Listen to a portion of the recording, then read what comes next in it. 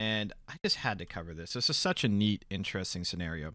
They board with a jug suit, L6 saw, and a chameleon projector, and immediately disguise themselves as a gas mask.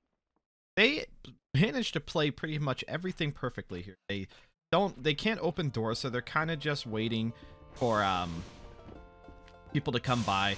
They notice a chemist and another person come by. They slip straight through the open door like something out of Mission Impossible, but they don't keep moving. They stop. And the chemist didn't notice the gas mask moving. I mean, who would really think twice about some random object on the ground? There's always stuff on the ground here. They managed to just keep moving full speed, cross the hall, just perfectly out of sight of everyone. And anyone who would have saw it probably wasn't really thinking about it. They're like too focused on their own thing.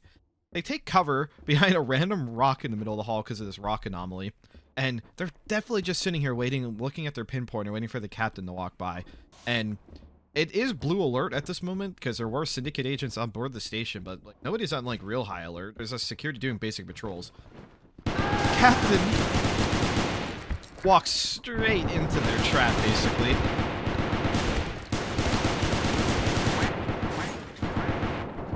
Captain got crit from the L6 saw. Quartermaster immediately grabs the body while this cadet and the detective from different flanking maneuvers keep shooting at the L6 saw, doing an amazing job of keeping him suppressed.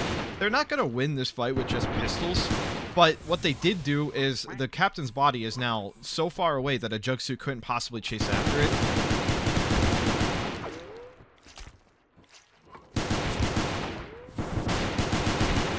Even Pun trying to give a little bit of distraction to the jug suit.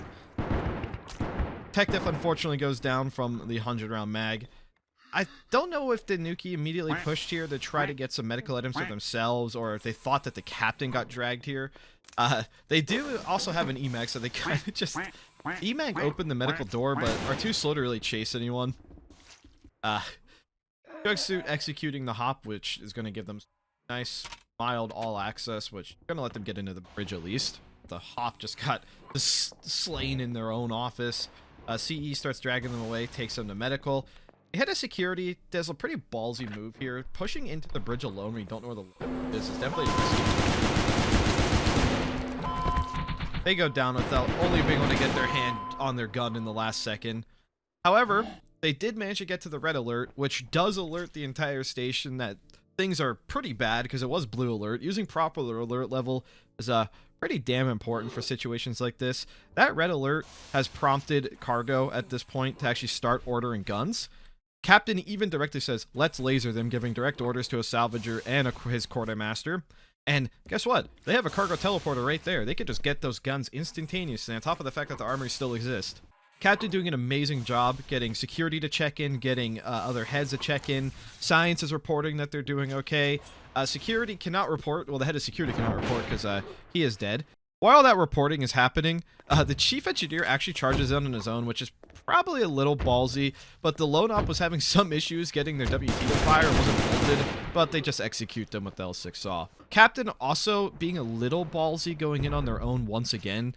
If the Juggernaut wasn't in a jug suit, they might have gotten full mag dump right there. However, Captain, very fast, much faster in a jug suit, using good control of the doors, not really taking many bullets. He's also now using his remote to bolt the door, which is sectioning off the Nukie. You can't EMAG bolt the doors. Captain, at this point, has now just locked the lone op into the bridge, bolted him in. Captain at this second, just buying time. If you're wondering what they're talking about, they're saying that the comms are compromised, and the jug suit person was confirming that those comms are compromised. A little bit of dancing around here, nothing really happens. The jug suit decides to hide in a locker, grabs that WT magazine, gets that gun ready, while the captain and a salvager and some other people are starting to show up at the bridge. The Nukie really can't go anywhere without making some noise. He could jump in the disposals, that is an option, but they would see it, so not exactly the stealthiest of option. And on Salt Turn, this ship is just not that big, so even if he jumped in the disposals, he's so slow that he wouldn't really be able to get away with it. More of the crew starting to show up. Captain doing a good job using his remote, allowing people to have access, giving emergency access to the bridge. The detective and the cadet that were fighting him off earlier showed up. The quartermaster has shown up with a laser now. And if we look down, a little bit of a struggle with some ore creatures, but more people have shown up, some sideways bugs going on. Pop's coming back. Honestly, probably, like, No, that kind of seemed a little metagamey to me. I actually didn't notice this right away. The Hop's talking about their ID, but they were dead, so how did they even know? Whatever. Crew, massive push in. Jug, EMPs them. Doesn't get the laser, though. Just absolute carnage with point-blank mag dumps. But what your biggest thing here is this detective is timing his shots perfectly in this scenario. He's not just spraying and praying. He's landed nearly every single buckshot pellet. Pretty much, I don't think he missed a single pellet. Just absolutely destroyed him. This is a day out of date, so we don't have the EMP update, or that EMP probably would have taken out the laser, but I don't think the laser made too much of a difference there. However, one last little Hail Mary. There were Syndicate agents, and somebody bombed the group, but that bomb didn't really lead to anything, at least nothing obvious. Maybe something got stolen, but that bomb didn't actually give anyone. I'm not even entirely sure what exploded it, but it did kill an extra person. But other than that, it really just blinded them because of the tear gas. But really, really cool lone ops. That was an awesome push. Thank you all for watching.